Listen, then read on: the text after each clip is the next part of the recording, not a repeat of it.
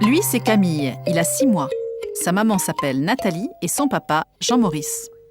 Petite séance souvenir avant de partir au travail. Nathalie et Jean-Maurice regardent les premiers sourires de Camille. C'est l'occasion pour eux d'évoquer sa naissance. Dès qu'on nous le pose sur le ventre et qu'on le regarde, c'est waouh. Quand on est enceinte, on fait qu'un. En fait, l'enfant et la maman, on fait qu'un. Alors qu'après, ça y est, c'est deux individualités qui se sont créées.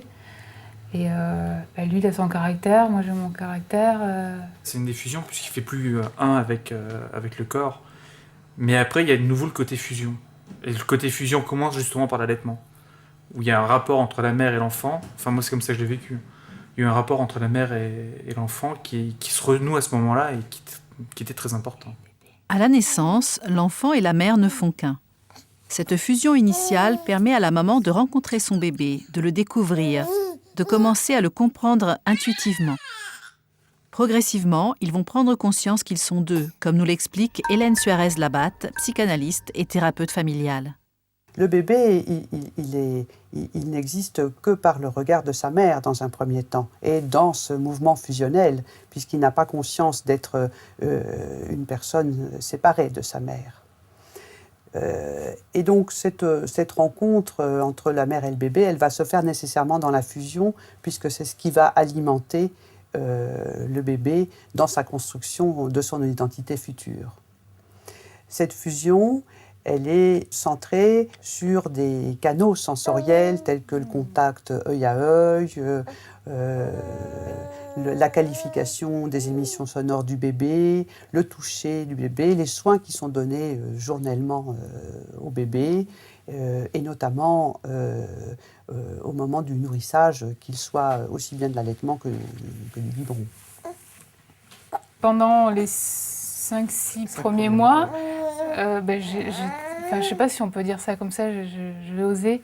On était un couple avec Camille. Enfin, on était fusionnels, donc le papa, il était un petit peu à l'écart. Je ne sais pas si on peut... Ouais, bon, c'est à peu près ça, oui. Il y a vraiment une relation entre Camille et Nathalie qui était très forte. Je ne veux pas dire que j'étais exclu, mais moi j'avais toujours ma relation avec Nathalie qui était importante, mais Camille prenait énormément de place.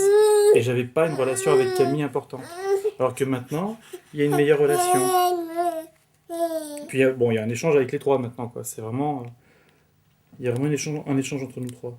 Quand Nathalie va chercher le petit pot à la cuisine, elle s'éloigne pour quelques instants de son bébé. Ces petits éloignements répétés au quotidien montrent à Camille qu'il existe autre chose que maman et amorcent le processus de diffusion, laissant une place aussi au père. C'est bon. A priori, pour subvenir à ses besoins, il n'a plus besoin de moi complètement.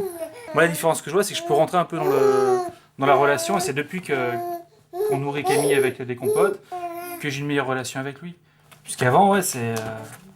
moi, comme Nathalie allaitait, j'avais aucune relation réellement au point de vue de la nourriture avec Camille.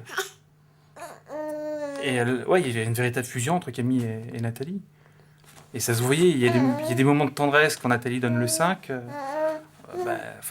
Je pense que chaque fois qu'une femme donne le sein à son enfant, aucun homme ne pourra partager cette fusion avec son enfant.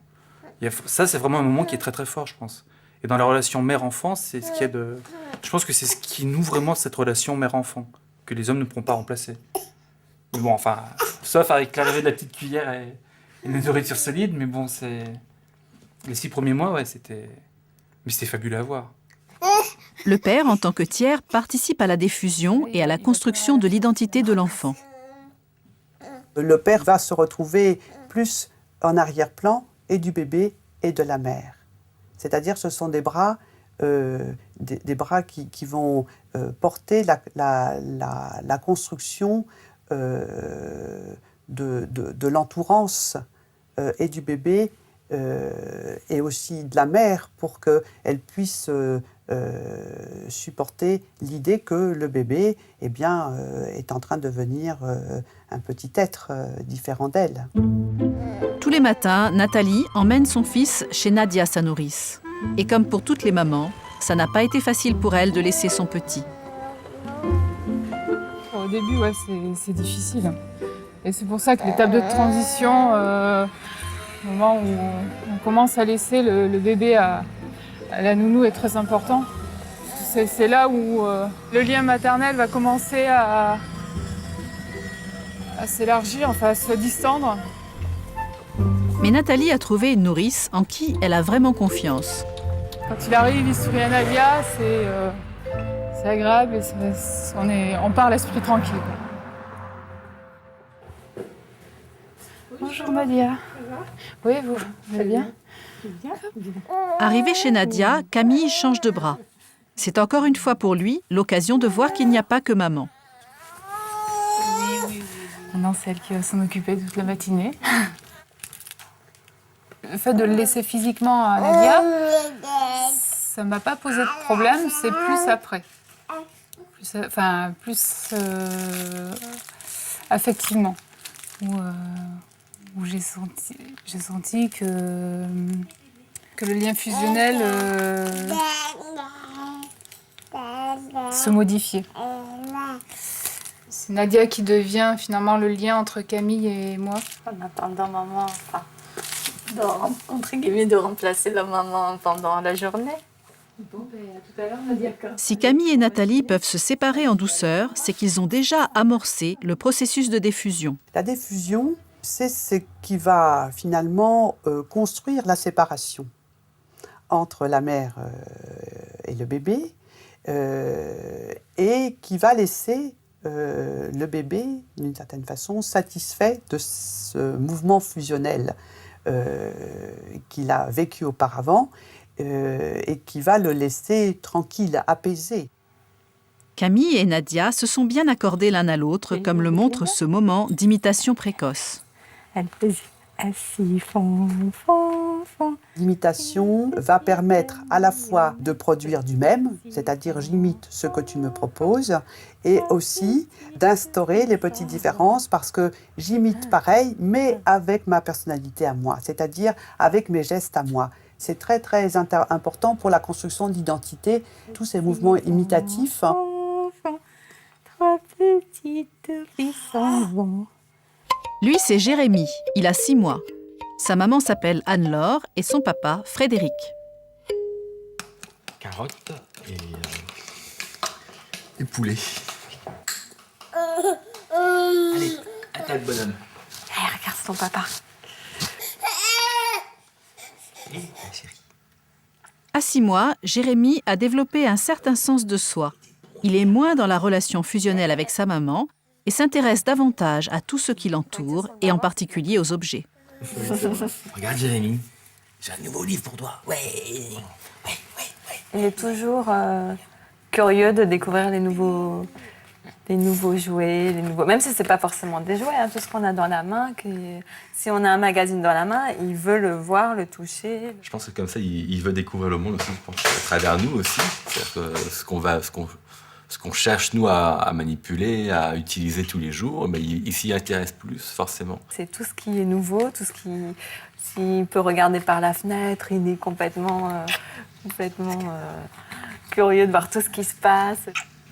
Jérémy retrouve dans ses explorations le mouvement de fusion-diffusion qu'il a connu avec sa maman.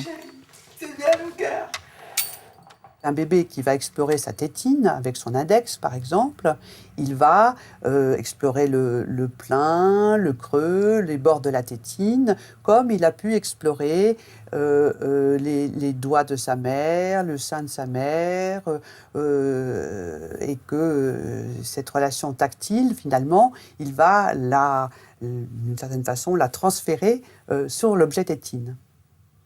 Et que ces mouvements de construction, d'exploration avec les objets sont nécessaires au bébé aussi pour, d'une certaine façon, asseoir, construire ses propres expériences à lui. Comme tous les vendredis soirs, Jérémy se rend chez ses grands-parents. C'est l'occasion pour lui de faire de nouvelles expériences relationnelles au contact de sa famille élargie. Allez, d'accord. Allez, on fait des caresses à papy. Gentil. Ah. Au début, on allait chez lui, donc On a fait connaissance vraiment chez lui. C'est-à-dire qu'on allait chez lui à la maison, on le prenait dans les bras, dans son environnement, avec ses parents, avec ses jouets, sa chambre. Et après, petit à petit, au fur et à mesure que les semaines passaient, qu'il grandissait, il venait à la maison et commençait à découvrir un petit peu le salon, enfin, les objets. Et c'est un peu un rituel maintenant. Donc on fait le tour de la maison, on regarde les tableaux, on fait les mêmes gestes pour qu'il se retrouve en fait. 1, 2, 3. Jérémy est sollicité de toutes parts, mais heureusement pour lui, l'heure du biberon arrive. Il a besoin de retrouver sa maman quand il y a trop de monde. Donc il retrouve sa maman, il a besoin d'un gros câlin et après il revient. Une bonne fusion entre la maman et le bébé conduit à la compréhension mutuelle. Le mouvement de compréhension mutuelle permet au bébé de s'apaiser et de pouvoir s'approprier les moyens de s'apaiser tout seul lorsque la mère n'est pas là et en grandissant lorsqu'il est plus livré à lui-même. Il a quand même dormi une nuit chez nous. La semaine dernière, il y a 2 semaines. Il a passé sa première nuit chez nous il y a 2 semaines. Première nuit en dehors de chez lui à 6 mois. À 6 mois. Sans ses parents. Ils l'ont laissé pour la première fois. Une nuit complète jusqu'au lendemain. Jusqu'à 15h. Jusqu'à 15h, oui. Il peut passer une nuit et se sentir en confiance avec d'autres personnes. C'est que même s'il se réveille la nuit, ses grands-parents peuvent le rassurer. Il s'intéresse plus à ce qui l'entoure. Ouais. Donc il se détache, oui. Ouais. Il se détache. Moi, je crois qu'il est très attaché à son papy. Petit à petit, on élargit, je pense, pour le cercle, en fait, son intimité, doucement, vraiment tout doucement, mais sûrement, c'est sûr. Donc, il grandit avec un cercle familial assez proche, avec des gens qui le côtoient, pas tous les jours, mais certains tous les jours, comme Nadia, pour sa nourrice, ou les grands-parents, au moins une fois par semaine, les cousins, cousines, fréquemment aussi. De tous les babys du monde. Quand la fusion est suffisante et la diffusion satisfaisante, l'enfant est rassuré et peut découvrir le monde. Mon petit baby chéri, mon petit baby joli.